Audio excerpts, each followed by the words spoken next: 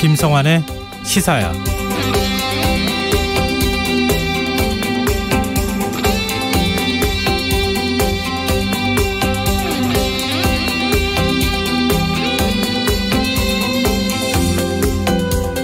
안녕하십니까. 시사평론가 김성환입니다. 유력 대선 주자들이 2030 젊은 층을 겨냥한 공약들을 잇따라 내놓고 있습니다. 국민의힘 윤석열 후보는 오늘 게임 산업 발전 공약을 발표했는데요. 윤 후보는 게임 이용자의 권익을 보호해야 한다면서 확률형 아이템 정보를 완전 공개하고 게임 아이템을 사고 파는 과정에서 발생하는 소액 사기를 근절하기 위해 전담 수사기구를 설치하겠다고 밝혔습니다. 윤 후보는 이런 공약이 특정 계층을 위한 것은 아니라는 입장이지만 여성가족부 폐지, 병사 봉급 월 200만 원 공약의 후속 행보라는 점에서 이른바 이대남이라고 불리는 남성 표심을 공략하기 위한 움직임이 아니냐, 이런 해석이 뒤따르고 있는데요. 청취자 여러분 생각은 어떠십니까? 민주당 이재명 후보는 눈썹 문신을 의료인에게 시술받으면 합법이지만 타투이스트에게 받으면 불법이라면서 타투 합법화를 서학행 공약으로 제시했습니다. 이 역시 청년층을 의식한 행보로 풀이되고 있는데요. 2030 청년층이 이번 대선의 캐스팅 보트로 떠올랐다는 점을 감안하면 어쩌면 당연한 흐름일지도 모르겠습니다. 하지만 지나친 정책 편향은 또 다른 갈등으로 이어질 수 있다는 점에서 경계해야 할 부분일 텐데요. 정치권의 청년 공약을 유권자들은 어떻게 판단할지 조금 더 지켜봐야겠습니다. 자세한 정치권 소식 잠시 뒤에 이어지는 뉴스에서 자세히 살펴보겠습니다. 어제 오후 광주 지역의 한 아파트 공사 현장에서 건물 외벽이 붕괴하는 사고가 발생했습니다. 오늘도 수색 작업이 이루어졌지만 작업 중 실종된 노동자 6명의 소재는 아직도 파악되지 않고 있는데요. 왜 이런 사고가 반복되는 건지 더 깊이 있게 들여다보는 인터뷰 시간에 전문가와 이야기 나눠보겠습니다. 수요일 코너죠. 날카로운 시선으로 언론을 비평하는 미디어 직설도 마련돼 있으니까요. 많은 관심 부탁드리겠습니다.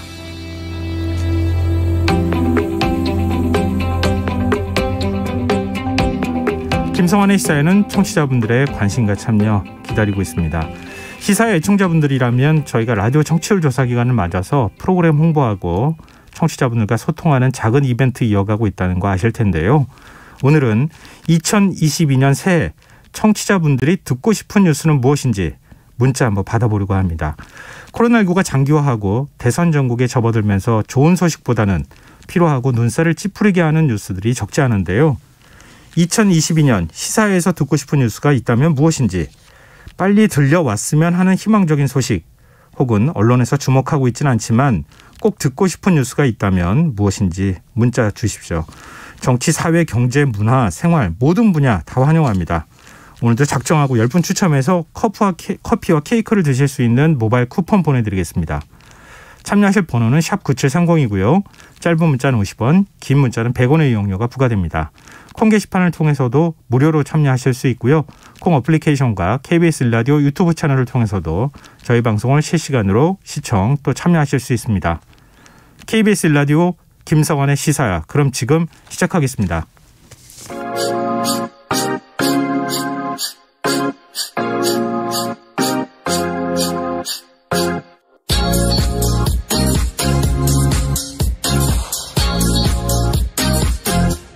KBS 1라디오 김성환의 시사야.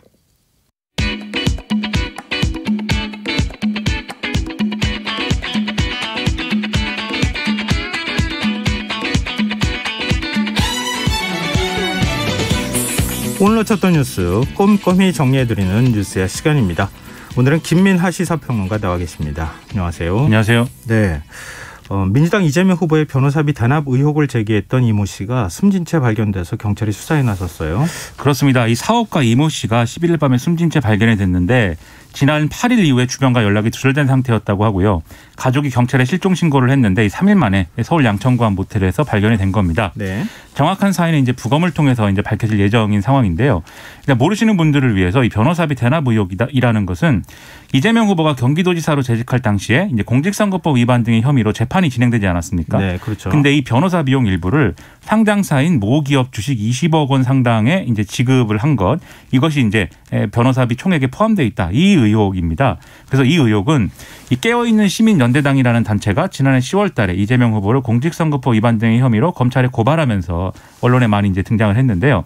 그리고 이 단체는 이 의혹을 입증할 녹취록을 갖고 있다 이렇게 주장을 했고 그 내용 일부를 언론에 또 제보를 하기도 해서 이 내용도 이제 보도가 됐었습니다. 그런데 지금 말씀드린 이 녹취록을 최초에 이 깨어있는 시민연대당에 제공한 이 사람이 지금 이제 이모 씨고 그 사람이 숨진 채 발견됐다라는 거거든요. 네. 그래서 이 의혹은 서울중앙지검에 배당이 됐다가 재배당돼서 이제 수원지검에서 이제 수사 중인 상황이고요.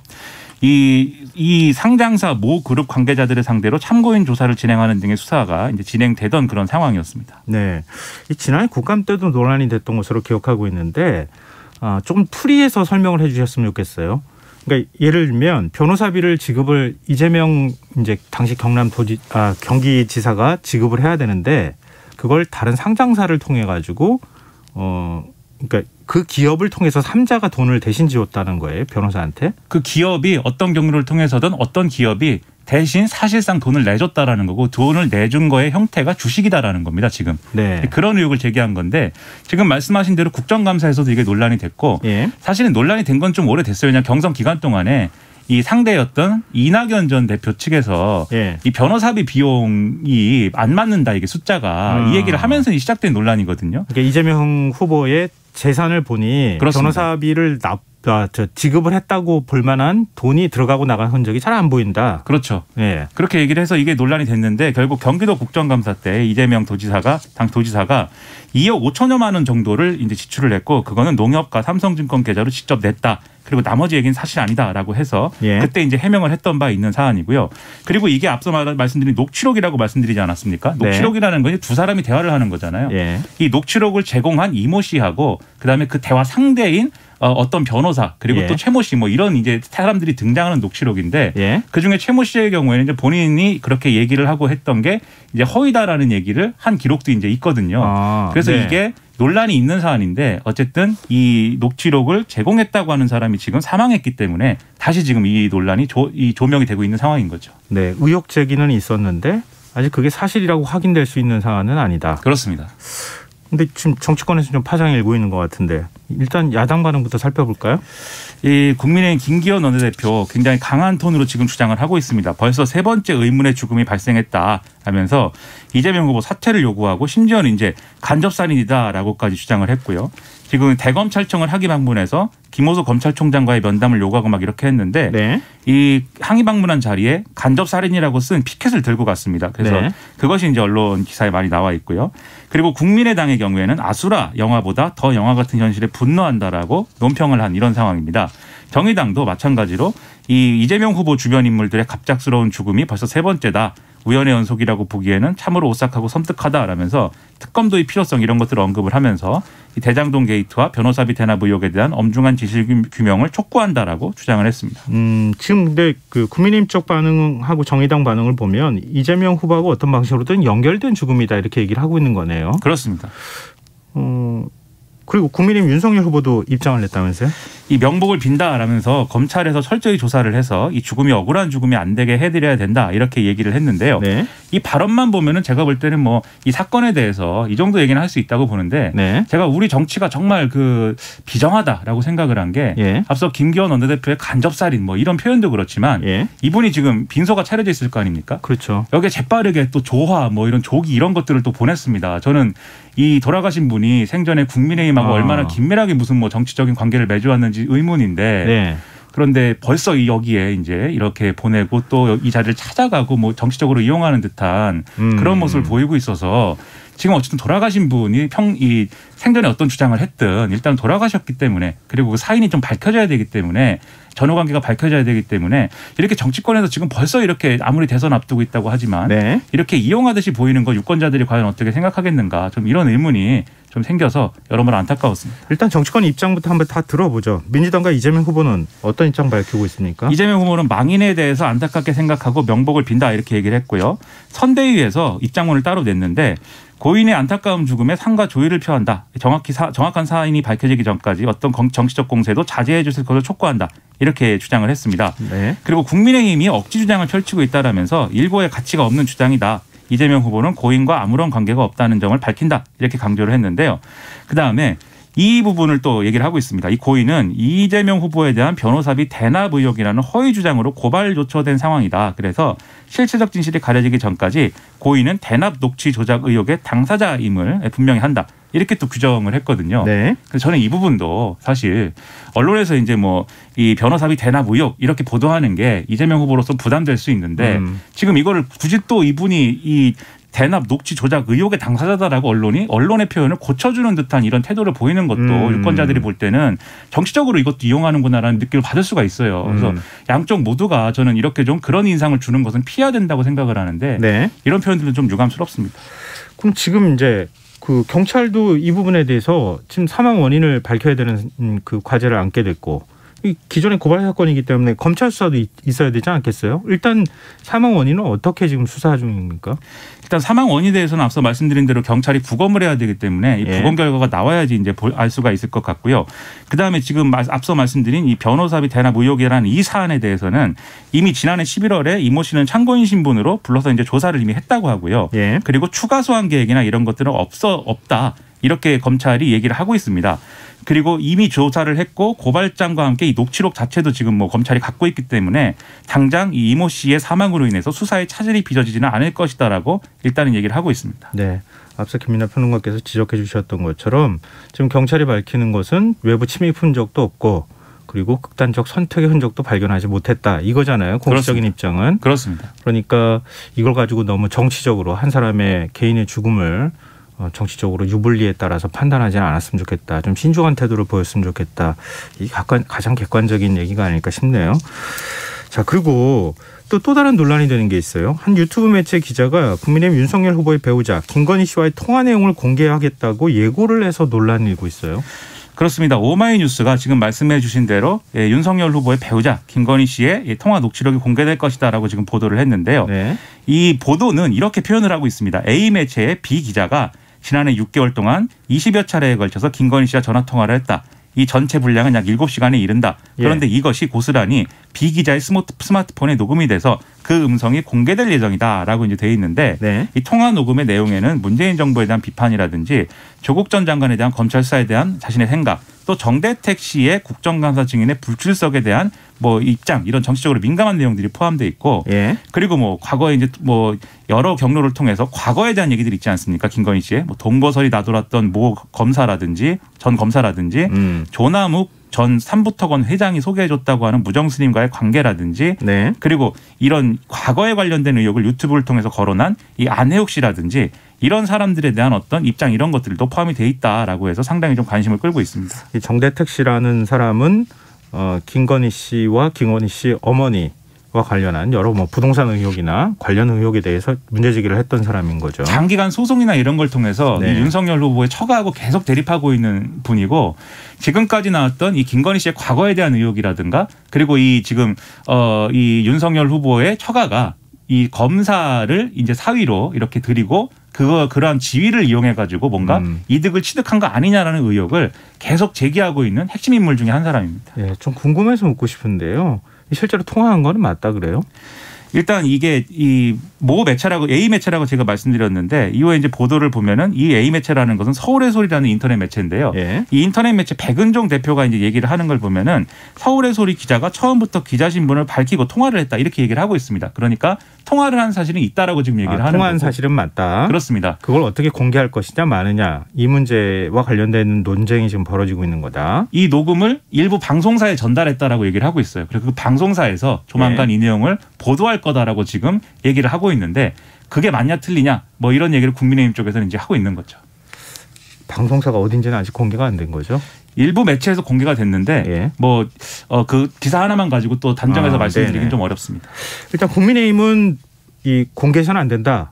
만약에 그렇게 할 경우에 법적 대응하겠다. 이런 이제 방침을 밝혔어요. 선대위가 입장을 표명을 했는데요. 악의적으로 기획된 특정 세력의 정치 공작으로 판단된다라면서 이 통화를 녹음한 모 씨를 고발하겠다라고 이제 주장을 했습니다. 그리고 이제 이 전말을 좀 밝혔는데 지난해 7월부터 12월 초 사이에 이 서울의 소리 이 매체에서 촬영을 담당하는 모 씨가 인터뷰가 아닌 사적 통화를 한 것이다. 그런데 이 모 씨가 이 통화를 하면서 몰래 녹음을 했고 이 녹음 파일을 방송사 모 기자에게 넘긴 것이다. 이런 내용이고요. 이미 국민의힘에서도 상당한 사실관계를 파악을 했군요. 그렇습니다. 예. 이 모 씨는 최초에 이 통화를 한 이 모 씨는 최초에는 김건희 씨에게 악의적인 의혹을 제기를 한 사람에 대한 대응을 도와주겠다 이렇게 접근을 해서 모든 대화를 몰래 녹음을 했고 대선 이 시점에 맞춰서 제보의 형식을 빌려서 터뜨린 것이다라는 거고요. 예. 이 사적 대화를 의도를 갖고 몰래 녹음한 다음에 제보한 것은 이건 정상적인 언론 보도의 영역으로 볼 수 없고 취재윤리에 위반되는 것이기 때문에 이 녹음 파일 방송하면 강력하게 법적 조치를 하겠다라고 주장을 하고 있습니다. 네, 그 지금 사적 대화다 아니면 기자 신분을 밝히고 공적으로 취재 활동을 통해서 대화를 한 내용을 녹음한 것이다. 기자들 보통 취재할 때 녹음 많이 하니까요. 그렇습니다. 이것에 따라서 이 판단이 굉장히 중요하게 나중에 이제 법적인 문제로 갔을 때에도 갈릴 것 같은데 어찌됐든 간에 윤 후보의 가족 리스크 다시 부각될 가능성이 없지는 않아요. 그렇습니다. 김건희 씨가 이제 어떤 얘기를 했느냐에 따라서 이전에 이제 허위 이력과 관련된 어떤 의혹 이런 것도 의혹 자체도 이제 여러모로 논란이었지만 김건희 씨가 YTN이라는 그 해당 의혹을 방송한 방송사에서 예. 이제 그 기자하고 통화한 내용이라든가 이렇게 보도가 오마이뉴스 되면서 기자하고 통화한 내용이 일부 공개가 되기도 하고 그랬었잖아요. 그렇습니다. 그런 내용들이 또 파장을 일으킨 그런 상황들이 있거든요. 그래서 예. 윤석열 후보로서는 아무래도 이 부분에 대해서 굉장히 이제 민감할 수밖에 없는 것인데 그런데 언론이 이거를 어떻게 다루느냐에 따라서 또 유권자들도 뭔가 이것은 좀 문제를 삼을 만한 내용이다. 판단을 해봐야겠다. 이렇게 네. 생각할 수도 있겠지만 네. 좀 피곤하다. 이렇게 생각할 수도 있을 것 같습니다. 왜냐하면 그러니까 이건 공적인 목적으로 공개해야 할 만큼의 중요한 발언이 들어가 있다. 그렇죠. 이러면은 그 유권자들나 아니면은 뭐 시청자 이런 분들이 이 정도는 공개해야지 이렇게 생각할 텐데 진짜 아무것도 아닌 얘기를 공개를 했다. 그럼 오히려 역풍이 불 가능성도 있다. 그렇죠. 이게 뭔가 윤석열 후보가 대통령이 되고 그리고 그 대통령의 뭐 처가와 배우자로서의 역할과 관계가 된 이런 내용이다라고 하면은 국민들이 네. 이거 한번 판단해 봐야 돼라고 생각하겠지만 그냥 일방적인 어떤 김건희 씨의 과거사와 관련된 어떤 여러 가지 얘기들이라든가 김건희 씨가 현안에 대해서 뭐 예를 들면 문재인 정권에 대해서 어떻게 생각하는지 또는 뭐 조국 전 장관 수사에 대해서 어떻게 생각하는지 이런 것들이 그냥 본인의 어떤 감상을 뭐 늘어놓은 수준이다라고 하면은 그거는 이제 이 유권자들 입장에서는 좀 피곤한 거 아닌가 이 논란도 이렇게 예를 생각할 수가 있게 남편의 되겠죠. 어떤 판단에 내가 개입했다거나 아니면 내가 만약에 청와대 들어가면 뭐 하겠다고 얘기했다거나 뭐 이런 식의 내용들이 그 녹취록에 담겨 있다 그러면 파장이 있을 수밖에 없겠고 그렇지 않다. 단순히 그냥 제3자 일반인으로서 관전평을 얘기한 것이다. 평론하듯이 얘기했다. 그러면은 오히려 더 사적인 대화에 가까울 수도 있겠다 이런 얘기군요. 그래서 이걸 왜 보도하는 거냐 유권자들이 이렇게 생각할 수도 있는 것이기 때문에 언론사에서는 고민을 상당히 깊게 해야 될 주제라고 저는 생각을 합니다. 네, 알겠습니다. 이거 뭐 두 가지 사안 다 지금 정치적으로 뜨거운 거 아닌가 그런 생각이 드네요. 자, 지금 여러분께서는 KBS 라디오 김성환의 시사야와 함께하고 계십니다. 계속해서 뉴스야 이어가겠습니다. 분위기를 좀 바꿔보죠. 문재인 대통령이 오늘 7대 종교 지도자들과 청와대 오찬 간담회를 가졌어요. 그렇습니다. 이 천주교, 불교, 개신교, 원불교, 천도교, 유교, 민족종교협의회 등 7대 종단 지도자들이 청와대에 초청이 돼서 오찬 간담회를 진행을 했는데요. 이 취지는 새해를 맞아서 이 종교 지도자들하고 인사를 나누고 또 코로나 상황에서 종교계의 지속적 협조와 국민 통합을 당부하기 위해서 이런 자리를 마련했다라고 청와대가 설명을 하고 있습니다. 네. 그리고 문재인 대통령은 또 아울러서 이 종교 지도자들에게 국정 운영에 대한 조언도 이제 나름대로 구했다. 청와대 이렇게 설명하고 있습니다. 문 대통령 사회 통합 이 부분을 강조를 하면서 선거 시기가 되면 좀 거꾸로 가는 것 같아 걱정스럽다 이런 얘기를 했어요. 그렇습니다. 문재인 대통령이 통합의 사회, 통합의 민주주의를 위해서 종교 지도자들이 역할을 해달라. 지금 우리나라 민주주의의 남은 마지막 과제가 국민들의 어떤 지나친 적대, 분열 이런 것들을 치유하고 통합과 화합을 해야 되는 것인데 선거 시기가 되면 오히려 거꾸로 가는 것 같아서 걱정스럽다. 이렇게 얘기를 하면서 정치가 해냈어야 될 몫인데 자신을 포함해서 그 역할을 다하지 못한 것은 사실이었다라면서 좀 자성을 하면서 이 종교 지도자들의 어떤 역할을 또 주문을 했거든요. 네. 아무래도 임기 마지막 이제 종교 지도자들하고의 만남이고 대선을 눈앞에 두고 그런 상황이다 보니까 문재인 대통령으로서도 여러모로 좀 회한이 있었구나 이런 내용을 알 수 있는 그런 대화가 아니었나 싶습니다. 네, 이제 대선 주자들의 동향도 좀 살펴보죠. 민주당 이재명 후보는 오늘 산업 대전환 공약을 발표했어요.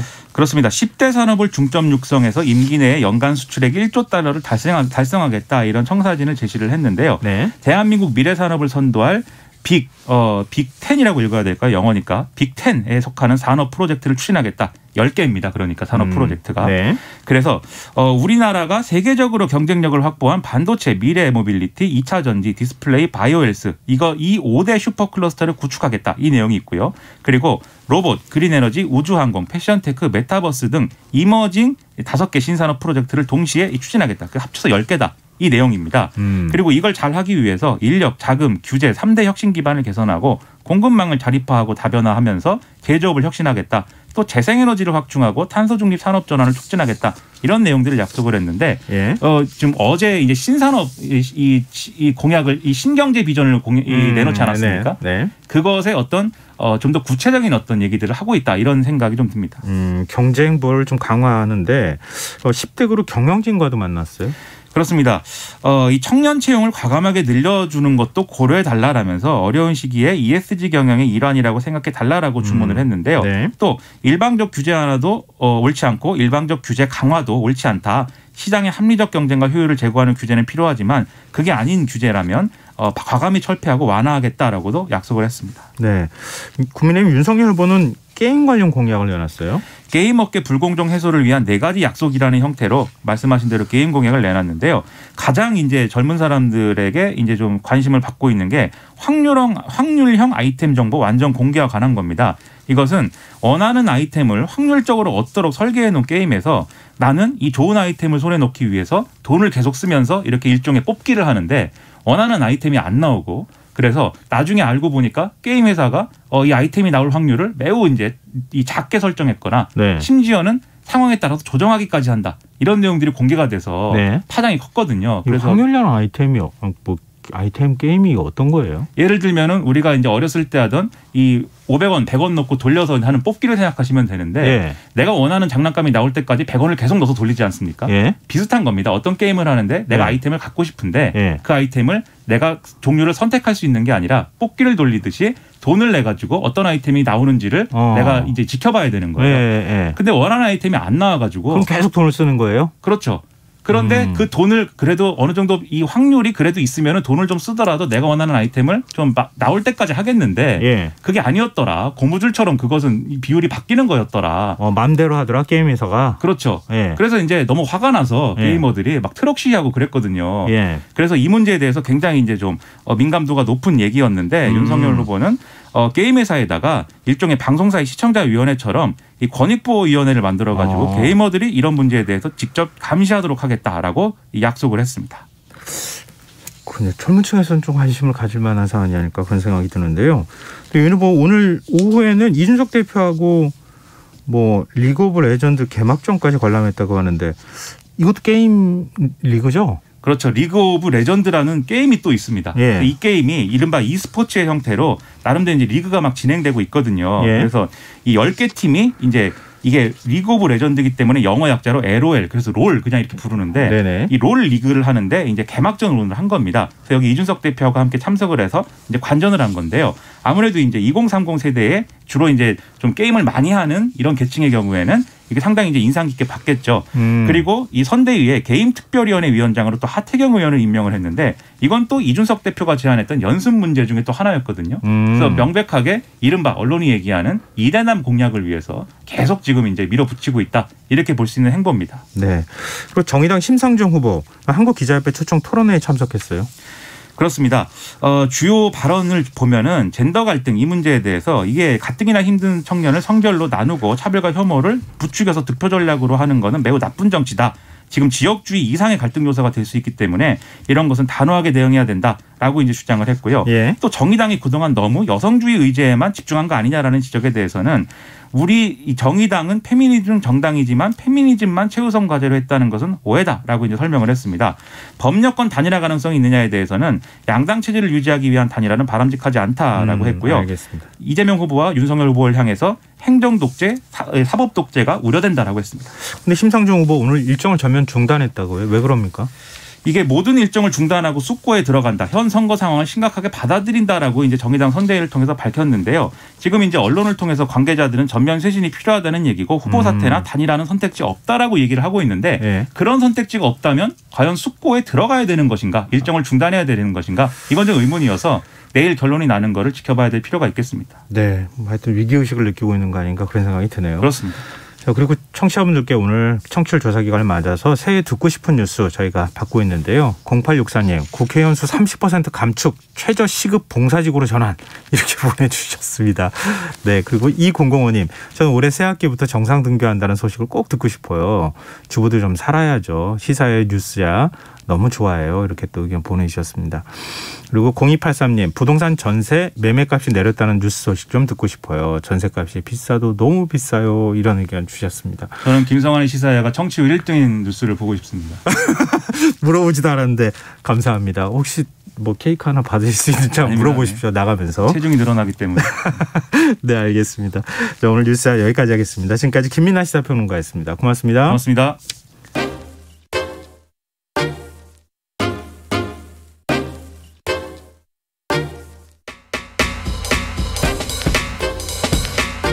바쁜 당신이 알아야 할 모든 것 여기에 있습니다. KBS 1라디오 김성환의 시사야. 광주에서 신축 공사 중이던 아파트 외벽이 마치 찢어진 것처럼 붕괴돼 현장에서 작업 중이던 근로자 6명이 실종됐습니다. 지난해 17명의 사상자를 낸 광주 학동 참사가 있은 지 7개월 만의 일인데요. 이번 사고의 원인은 무엇인지 또 대책은 없는 건지 어제 사고 직후 현장을 직접 둘러보신 최명기 대한민국 산업현장교수단 교수 연결해서 얘기 나눠보도록 하겠습니다. 교수님 안녕하십니까? 네, 안녕하십니까. 최명기입니다. 네, 저희는 뭐 화면이나 사진으로밖에 볼 수 없는 상황인데요. 사고 현장에 직접 가셨다고 들었는데 현장 상황이 어땠습니까? 제가 어제 사고가 발생되고 나서 네. 어제 바로 이제 현장을 방문을 했습니다. 네. 실제 뭐 현장 안에까지는 들어갈 수가 없었고 네. 그 통제선 쪽에서 이제 사고 뭐 동쪽이나 서쪽이나 남쪽에서 이제 사고 현장을 바라봤었는데요. 예. 어떻게 보면 굉장히 이게 후진국형 사고거든요. 건물 자체가 콘크리트 타사 공사하는 중에 붕괴됐다는 것은 네. 굉장히 후진국형 어떤 그런 사고고. 단지 이제 어제 볼 때하고 오늘 볼 때가 좀 약간 좀 틀렸어요. 분위기 자체가. 어제 같은 경우에는 이제 그 건물의 외벽이 이제 붕괴가 됐다라는 식으로 이제 언론 보도도 나오고 소방 쪽에서 아마 그렇게 이제 속보가 갔었는데. 네. 오늘 확인을 해보니까 외벽도 붕괴가 됐지만. 네. 외벽과 건물 내부 쪽에 있는 현재 이제 우리가 아파트로 보게 되면 네. 이게 이제 베이라고 이야기를 하게 되는데 뭐 아파트로 보게 되면 발코니 쪽이나 거실 부분들 이 부분이 그냥 위에 그 38층부터 시작을 해서 이제 거의 24층까지 거의 쭉 전체가 다 이렇게 붕괴가 돼서 거의 이제 그쪽이 다 비어 있는 그런 상황이었죠. 상식적으로 잘 이해가 안 돼요. 보통 이제 한 층 한 층씩 쌓아 올라가면서 외벽이라고 하는 건 뭐 일반적으로 이렇게 밖에서 이렇게 붙이듯이 하거나 아니면 창호를 설치하는 거라고 인식을 하잖아요. 보통의 경우에는. 근데 네네. 어떻게 각 층에 베란다 쪽 있는 데가 일렬로 이렇게 확 한꺼번에 무너져 내릴 수 있는지 좀 의문인데요. 콘크리트 양생 불량 가능성이 또 거론되더라고요. 이게 네네. 그 직접 가서 보신 것과 종합해 볼 때 가능성이 있어 보이십니까? 저는 아마 콘크리트 양생 불량이 가장 큰 이번 사고에 원인이다 이렇게 이제 저는 추정을 하고 있고요. 예. 그런 어떤 대표적인 이제 그 증거로서는 실제 이제 그 사고가 발생됐던 그 현장 그 촬영된 사진을 보게 되면 실제 이제 그 붕괴됐던 그 부분에 철근들이 이렇게 이제 삐쭉삐쭉 나와 있어요. 예. 이 이야기는 무슨 이야기냐면 원래 철근이라는 것은 콘크리트하고 철근이 꽉 물려서 이게 빠지면 안 된다는 거죠. 예. 그런데 지금 사고 현장 같은 경우는 철근이 현재 전부 다 이제 빠져나와 있는 상태거든요. 네. 이 이야기는 철근과 콘크리트 자체가 현재 부착이 안 돼 있고 콘크리트가 굳지 않아서 실질적으로 이게 이제 파괴가 됐다 이렇게 이제 보여주는 그런 증거가 되겠습니다. 아, 그럼 콘크리트가 뭐 부서지는 상황이었다 일종의. 우리 이제 모래 많이 집어넣으면 꽉 이렇게 물려서 단단하게 이렇게 굳었어야 되는데 그게 그냥 확 허물어지듯이 내려갔다 이런 얘기가 되는 건데 이게 양생 과정에서 콘크리트를 이제 건조하는 과정이라고 봐야 되는 거죠. 건조시키는 네네, 그렇죠. 과정이 있었을 텐데 최근에 이제 그 지역에서 많이 보신 분들 얘기로는 눈도 오고 춥고 그런 상황에서도 무리하게 공사를 진행했다 이렇게 얘기를 하고 있거든요. 그런 날씨적인 기후적인 요인이 좀 있습니까? 당연히 이제 기후적인 조건이 아마 반영이 됐을 걸로 판단이 되고요. 예. 통상적으로 이제 콘크리트를 만들 때는 방금 말씀하셨던 것처럼 뭐 모래라든지 자갈이라든지 뭐 시멘트라든지 물을 이제 섞어서 이걸 혼합하는 게 이제 콘크리트입니다. 그렇죠. 예. 그런데 이 콘크리트 자체에 있는 그 물이 평상시에는 이게 이제 물이 자연적으로 이제 건조가 되면서 실은 이게 자연적으로 굳게 되는 이런 과정을 갖게 되는데 네. 겨울철 뭐 영하라든지 이럴 경우에는 물 자체가 얼겠죠, 이게요. 네. 그러다 보니까 콘크리트가 굳는 게 아니고 실은 이제 얼었던 이런 상황으로 보여지는 거죠. 물론 이제 현대산업개발 쪽에서는 본인들은 양생을 충분히 했다, 뭐 2주에서 3주 정도 양생을 했다라고 이야기를 하지만 네. 지금 파괴됐던 그런 어떤 현상들 뭐 이런 부분으로 봤을 때는 양생을 했지만 실제 콘크리트가 강도 자체가 발현이 안 돼 있다 이렇게 이제 추정을 할 수가 있는 겁니다. 근데 겨울철에도 공사는 다 하잖아요. 그 추울 때는 콘크리트 네. 자체를 좀 다른 걸 쓰는 건가요? 아니면은 양생 기간을 충분히 줘야 되는 건가요? 통상적으로 이제 겨울철에는 콘크리트 공사를 이제 원래 안 하는 게 이제 가장 정상적인 방법이에요. 그런데 이제 요즘은 뭐 공사 기간이 이제 상당히 이렇게 촉박하다 보니까 네. 이제 불가피하게 이제 콘크리트를 타설하는 경우가 있거든요. 네. 이런 경우를 저희가 이제 저희 전문 용어로는 한중 콘크리트 이렇게 이야기를 하게 되는 겁니다. 네. 기본적인 개념은 콘크리트가 얼지 않게끔 이제 하는 그런 이제 하나의 테크니크 그런 방법 개념인데. 네. 예를 들어서 뭐 콘크리트 자체가 얼지 않게끔 하려고 보면 물을 뭐 따뜻한 물을 쓴다든지 또는 골재를 따뜻하게 데워서 쓴다든지 또는 거기 콘크리트 타설하는 부위에 뭐 천막을 쳐놓고 그 안에서 어떤 난방 다시 뭐 열풍 작업을 집어넣어서 따뜻하게 해서 콘크리트가 얼지 않게끔 하는 이런 방법을 많이 써요. 네. 그런데 실은 날씨가 굉장히 춥다고 하게 되면 그런 작업이 100% 전부 다 이게 다 굳을 수 있는 이런 조건은 아니라는 거거든요. 그래서 지금 뭐 현대산업개발 입장에서는 이런 부분에 대해서 양생을 충분히 했다라고 이제 오늘 해명을 해주셨는데 네. 제가 보는 관점에서는 양생을 했지만 실제 콘크리트 강도 자체는 상당히 좀 떨어져 있어서 이런 철근과 콘크리트가 부착이 안 돼서 위에서 내려오는 하중을 견디지 못하고 붕괴된 게 아니냐 이렇게 이제 추정을 하고 있습니다. 근데 지금 목격자의 말에 따르면 닷새마다 한 층씩 쌓아 올리더라 이런 건데요. 이 정도면은 겨울이라는 계절적 요인까지 감안했을 때 속도가 어떻게 보이십니까? 좀 너무 굉장히 빠른가요? 속도는 빠른 걸로 보여지고요. 예. 실제 콘크리트는 이게 굳으려고 보면 정상적인 경우에는 한 달 정도, 28일 정도 있어야 이게 이제 정상적으로 굳어지는 건데요. 네. 통상적으로 이제 일반 여름철 같은 경우도 마찬가지지만 한 2주 정도, 일반적으로 이제 2주 정도 되는데 실제 일주는 굉장히 이제 빨리 올리는 이제 그런 케이스인데, 예. 국내에 있는 대부분 이제 건설업체들이 1주에서 2주 정도의 한 층씩을 갖다 이제 올리는 그런 현재 시공 경향을 보이고 있습니다. 네. 그래서 1층씩을 올리다 보면 바로 이제 밑에 층이나 그 밑에 있던 층들 같은 경우에는 콘크리트가 강도가 어떤 장기 강도, 그러니까 좀 시간이 좀 돼서 강도가 발현이 되는 이런 부분을 갖다 갖고줘야 되는데 이런 부분을 갖고 가지 못하다 보니까 굉장히 취약하겠죠, 그런 부분들이. 그래서 지금 뭐 사고 원인은 아니지만 네. 위에서 콘크리트 타설하는 그 하중을 바로 그 층 또는 그 밑에 층 또는 그 밑에 층 그리고 24층까지 이런 현재 바닥판 슬래브 쪽에서 견뎌주지 못하다 보니까 아마 팬케이크 현상 같이 상부에서부터 24층까지 통으로 쭉 밑으로 내려왔던 아마 그런 케이스로 보여져요. 근데 지금 무엇보다 실종자 수색 작업을 좀 펼쳐야 되는 구조 작업을 펼치는 게 좀 중요한 상황인데요.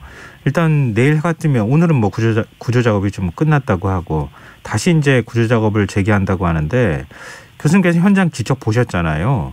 네네. 근데 지금 건물이 또 추가로 붕괴될 가능성도 얘기가 나오고 있던데 그렇게 뭐 무너지거나 그렇지는 않습니까?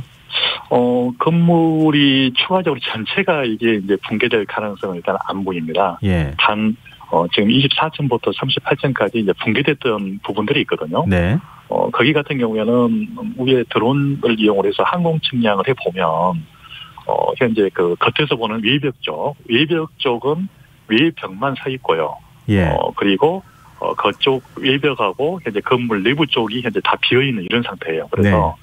아마 어떤 충격이라든지 어떤 추가 하중이라든지 이런 걸 받게 되게 되면 외벽 자체가 현재 뭐 전도가 돼서 이런 수색이나 구조하는 현재 그 요원들에게 어떤 위험성을 가할 수 있는 부분도 있고요. 네. 그리고 지금 이제 크레인이 바로 옆에가 이제 그 건물과 이제 버튼대를 이용을 해서 이제 지지가 돼 있는 상태인데 네. 이 크레인 높이가 140m거든요. 예. 그런데 이 크레인 자체가 지금 한 20도 정도 이렇게 좀 기울었어요. 예. 그래서 이 크레인 자체가 또 넘어갈 가능성이 또 있다는 거거든요. 네. 그리고 지금 어제 이제 붕괴가 되면서 외벽 쪽에서 이제 붕괴가 되면서 그 잔재물들 아직 지상으로 떨어지지 않은 이런 잔재물들 같은 경우가 역시 또 떨어질 가능성이 좀 있습니다. 그리고 이 어떤 콘크리트가 이제 38층부터 무너졌던 게 24층 정도까지라면 있을 건데 네. 이게 무게가 상당히 좀 많이 나가거든요. 예. 실은. 예. 그래서 아마 구조 요원들이 실제 이제 구조를 하는 과정에서 너무 무리하게 실질적으로 구조를 하다 보면 네. 구조 대원들까지도 상당히 위험성이 좀 있을 걸로 일단 보여져서 구조하는 데 있어서는 위에서부터 어떤 그 콘크리트 잔재물들을 하나씩 제거를 해주는 네네. 이런 조치가 좀 필요할 걸로 보여집니다. 추가 인명 피해가 발생하지 않도록 구조하는 과정에서도 굉장히 주의할 필요가 있다 이런 말씀이신데요. 좀 궁금한 게 아파트 입주를 앞둔 분들은 전체를 다 철거하고 다시 재시공을 해야 된다 이렇게 얘기를 하고 있는데요. 지금 아무래도 한쪽이 그렇게 부실하게 부서져 버렸으면 다른 쪽 그 안 무너진 곳도 위험하다 이렇게 생각할 수 있을 거 아니겠습니까? 이거 네네. 어떻게 해야 되는 겁니까? 아마 이제 전체를 철거하는 것은 아마 경제적 측면에서는 아마 바람직하지 않을 것 같고요. 예. 아마 이제 안전 진단을 통해서 실제 이제 구조물이 어디 현재 부분까지 손상이 됐는지 이걸 아마 이제 판단을 해서 제가 아마 추정할 때는 문제가 있는 부분은 아마 철거를 하게 되고요. 예. 그리고 문제가 없는 부분은 좀 더 보수 보강을 좀 해서 어떤 그 구조물의 어떤 내력을 아마 가져갈 걸로 보여지고요. 예. 그래서 아마 제가 아마 추정을 해보면 현재 붕괴됐던 28층부터 현재 38층부터 24층까지 외벽이 붕괴됐던 부분은 결국은 전부 다 철거를 해야 되는 거거든요. 그 부분은 네. 그 하부는 현재 그 상태를 유지를 하고 붕괴됐던 현재 24층부터 38층까지는 아마 철거를 해서 거기에 현재 새로운 현재 다른 현재 그 신축하는 것처럼 네. 그런 건설을 한다든지 그렇지 않으면 그 부분도 이제 그 건물 자체가 현재 반 정도는 손상이 가고 반은 손상이 안 갔기 때문에 손상이 갔던 것은 철거를 하고 손상이 안 갔던 부분은 보수 보강을 해서 아마 살리는 아마 이런 방법도 아마 고민을 해보실 수는 있을 것 같습니다. 그 부분은. 근데 앞서 잠깐 언급하셨지만 지난번에 그 붕괴 사고 때도 그때도 현대산업개발이 그 재개발을 하고 있었던 거잖아요. 이번에도 그러면서 또 사고가 났던 거고 이번에도 지금 현대산업개발이 이제 아파트를 짓다가 이런 이제 사고가 발생한 건데 또 일각에서는 원자재 가격이 많이 올라서 요즘 좀 날림 공사를 하는 거 아니냐 이런 얘기도 하고 있던데 교수님께서 보시기에 어떠세요? 아마 그럴 가능성도 배제할 수는 없거든요. 결국은 콘크리트 자체가 강도를 버틸 수 있는 힘들이 갖다 떨어졌다는 이야기는 실제 어떤 재료적인 측면에서 어떤 재료 자체도 불량일 수도 있고요. 그리고 이제 실제 시공하는 과정에서도 시공 불량일 수도 있고 부실 시공 가능성이 상당히 좀 농후한 부분인데 네. 그 부분은 아마 추가적인 조사를 통해서 정확한 원인을 좀 밝혀야 될 걸로 그렇게 보여집니다. 근데 현대산업개발에서 계속 잇따르는 이런 사고가 발생하는 것, 이건 뭔가 건설사에도 문제가 있다 이렇게 봐야 되는 겁니까? 기본적으로 건설사 입장에서 아마 안전이나 어떤 품질 이런 어떤 그 측면보다는 네. 실제 말 그대로 어떤 수익을 좀 남기기 위해서 이런 경영 방침을 가지고 이제 갔던 게 이번 사고 요인인데 근본적으로는 현재 그 건설사들이 어떤 그 지향하는 어떤 목표 그러니까 이게 꼭 수익을 창출한다 하더라도 안전이나 품질과 같이 병행하면서 이게 수익을 창출해야 되는데 안전이나 품질을 무시하고 너무 수익에만 몰두하다 보니까 이런 이제 현상이 생긴 것 같습니다.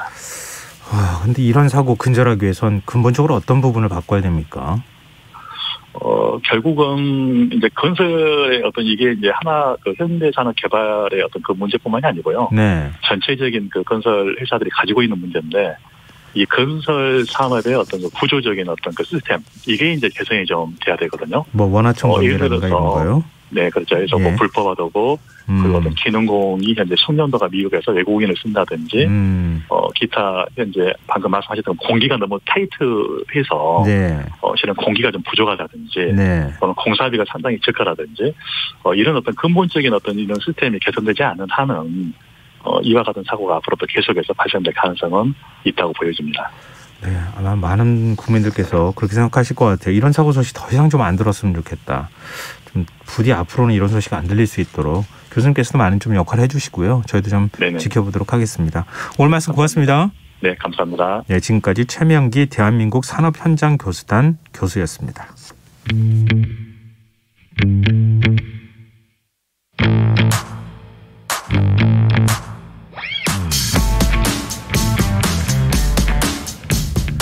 냉철하고 가감없는 분석으로 미디어 본연의 역할을 찾아가는 시간입니다. 미디어 직설 언론인권센터 윤여진 상임이사 전화로 만나보겠습니다. 이사님 안녕하십니까? 네, 안녕하십니까? 네, 오늘은 어떤 미디어 이슈로 시작해 볼까요? 네, 국회는 어제 새해 첫 본회의를 열고 선거운동 채널에 종편을 추가하는 내용을 담은 공직선거법 개정안을 처리했습니다. 국회의원 214명이 참석한 가운데 네. 찬성 199명, 반대 0명, 기권 15명으로 개정안이 통과됐는데요. 개정안은 이번 대선 때부터 바로 적용돼서 TV조선, 채널A, MBN, JTBC 등 종합 편성 채널이 대선 후보자 연설과 후보자 초청 대담 토론을 할 수 있게 됐습니다. 사실 종합 편성 채널의 선거방송 허용 문제는 지난 2013년부터 오랜 시간 논쟁을 불러온 사안이기도 합니다. 그래서 오늘은 이 문제를 어떻게 볼 것인지 함께 생각해보는 시간을 갖고자 합니다.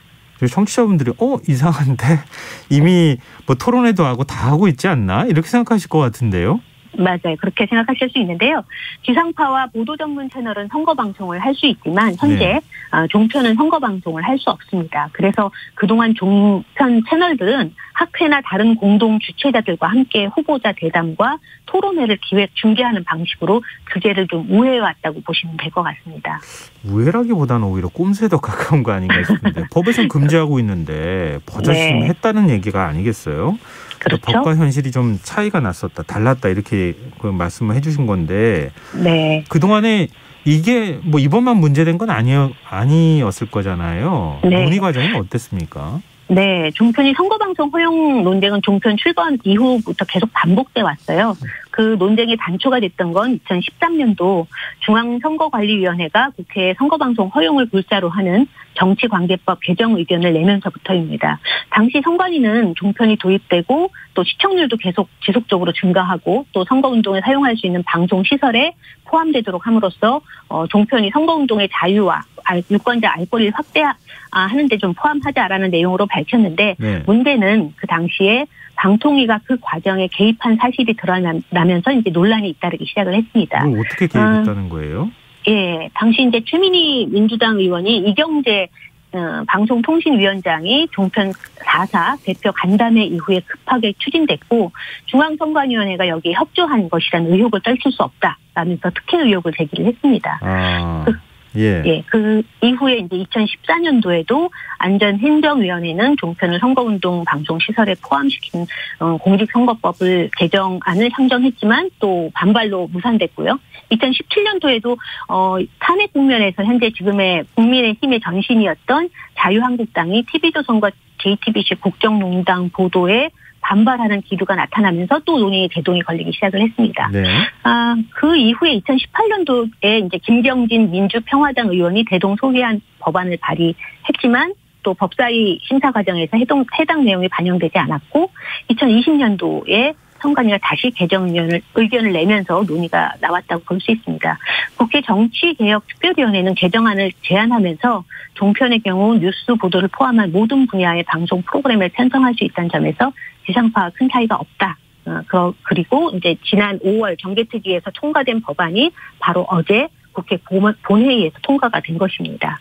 그런데 한국방송협회는 네. 반대 성명을 냈어요. 그렇죠. 지난 7일 지상파로 구성된 한국방송협회는 이제 성명을 내고 공직선거법 개정에 반대한다라고 이제 밝혔는데요. 그거는 네. 종편이 지금 신문과 방송이라는 양 날개를 달고 여론 집중도 독과점이 이제 심화되고 있는 상황인데 여기에 또 다른 무소불위의 영향력을 선물한 거 아니냐라고 이제 국회에 유감을 표했고요. 방송협회는 선거를 앞두고 종편을 중심으로 한국 사회가 이제 심각해지고 있는 의견 양극화를 더 부추기는 거 아니냐. 그리고 또 종편 출범 이후 끊임없이 뭐 공정성, 객관성 시비를 일으켜온 당사자임을 지적하지 않을 수 없다. 그리고 또 인허가 과정에서 심각한 허위 자료 제출로 이제 여긴 MBN을 좀 말하는 거고요. 승인 취소 문턱까지 어떤 사건도 있었는데 네네. 이 종편이 선거방송을 건전하게 보도한다는 방송 사업자로서 인정하기 어렵다라는 내용의 성명을 발표를 했었죠. 네. 지금 청취자 김배공님께서 종편을 선거방송 금지한 이유는 종편이 편파방송과 자기들 이해관계에 편성한 방송을 하기 때문입니다. 이런 지적을 또 해주시기도 하셨는데 네, 종편 채널 쪽에서는 좀 다른 생각할 것 같은데요.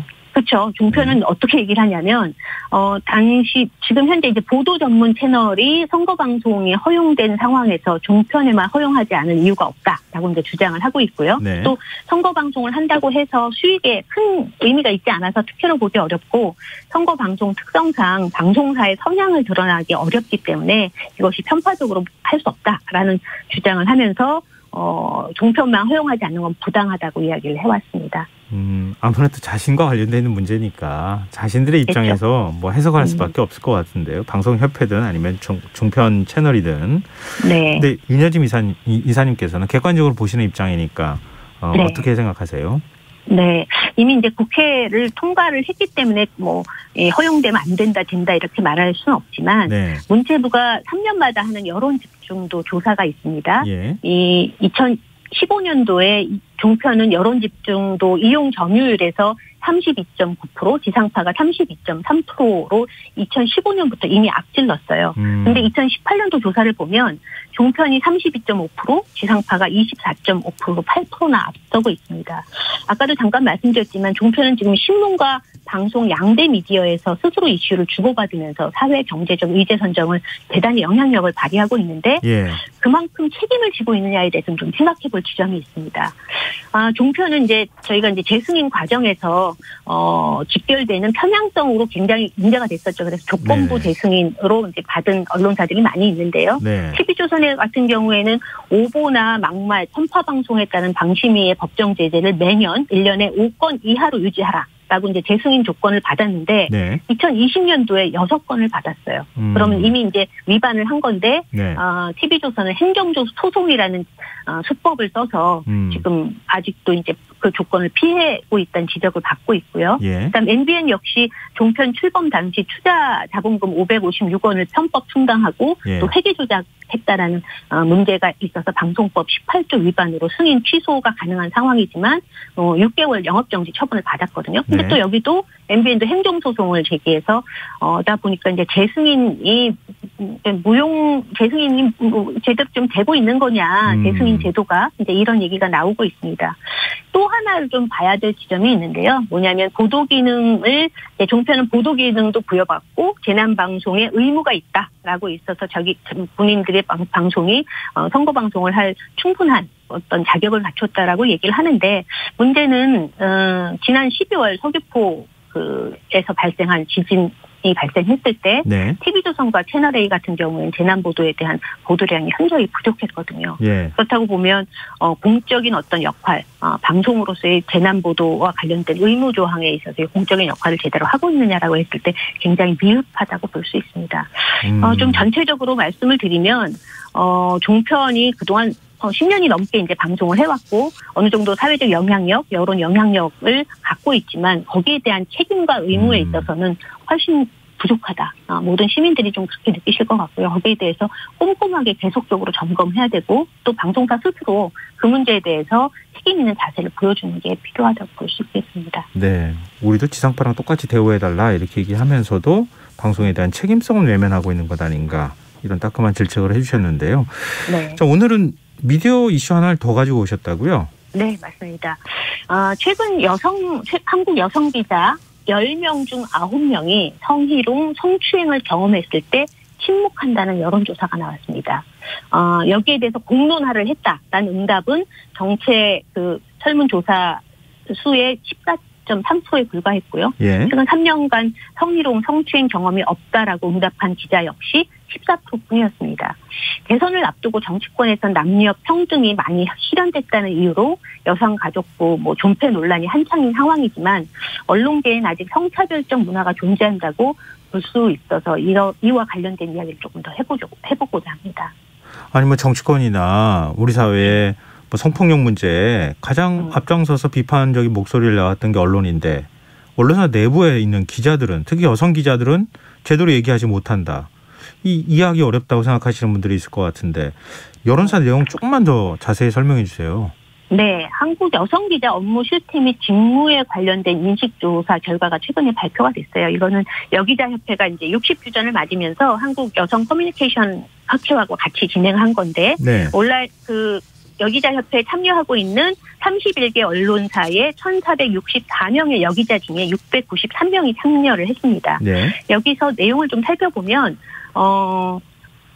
그러니까 성희롱과 관련해서 85.7%가 경험에 노출됐을 때 피해 사실을 알리지 않았다라고 얘기를 합니다. 네. 그리고 그 중에 또 피해 사실을 알리지 않은 사람들 중에 절반이 그 이유로 왜 피해 사실을 밝히지 않았냐라고 얘기했을 때 무리를 일으키고 싶지 않아서 조직에 그리고 당황해서 그리고 취재에 방해될까봐 그리고 승진의 불이익이 우려돼서라고 얘기를 하고 있습니다.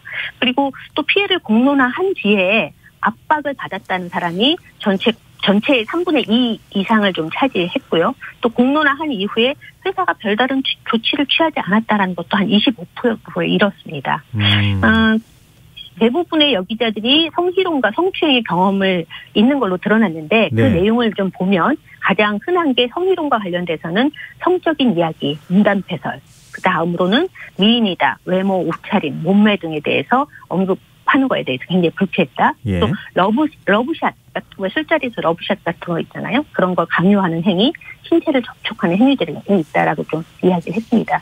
여기자협회는 이것을 두고 여성 기자가 업무를 하면서 직장 내외에서 성희롱이나 성추행과 관련해 위험에 노출되어 있다는 사실을 보여준다고 풀이하고 있습니다. 근데 과거에도 조사를 한 적이 있었다면서요? 비교하면 어때요? 네, 1990년에 비해서 상당히 많이 달라진 모습도 보여졌거든요. 예. 업무와 관련해서 남성과 큰 차별이 없다, 차별이 일어나지 않다라고 얘기를 하고 있는데, 근데 그 내용을 좀 보면은 응답자의 54.8%가 뭐 정치, 경제, 사회 등 이른바 주요 부서에서 근무하고 있었고, 또 전체 70.3%가 희망부서에서 일하고 있다라고 또 이야기를 하고 있습니다. 근데 여기에 대한 평가, 이제 업무에 대한 평가와 관련해서는 그 업무는 차별 없게 진행되는데 업무에 대한 평가 그리고 이런 평가의 결과로 볼 수 있는 승진이나 교육 연수에서는 좀 여전히 차별이 있다라고 이제 이야기를 하고 있고요. 예. 다만 기자 조직에서 여성 리더가 아직도 좀 부족하다. 또 리더가 부족한 이유는 뭐 여성 기자의 능력에 대한 부정적인 편견 그리고 인적 네트워크의 부족, 뭐 정치력 부족, 뭐 이런 등등의 이야기를 좀 하는 것으로 나타났습니다. 저도 뭐 경험을 했지만 한 20년도 더 된 일이긴 하지만 당시에는 그렇죠. 여기자 여성 부장을 보기가 참 힘들었는데 요즘에는 좀 늘어나긴 했는데 그래도 보기 어렵다는 얘기를 많이 하거든요. 네. 그렇죠. 언론계 스스로가 먼저 바뀌어야 기사도 제대로 쓸 수 있지 않겠습니까? 맞습니다. 언론계의 내적 변화가 좀 필요한 시점이 아닐까 이런 생각이 드네요. 네, 오늘 말씀 여기까지 듣겠습니다. 고맙습니다. 네, 감사합니다. 예, 지금까지 미디어 직설 언론인권센터 윤여진 상임이사와 함께했습니다. KBS 1라디오 김성환의 시사야 1부 순서는 여기서 마무리하겠습니다.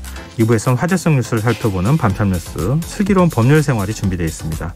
저는 11시 정각 2부에 다시 오겠습니다.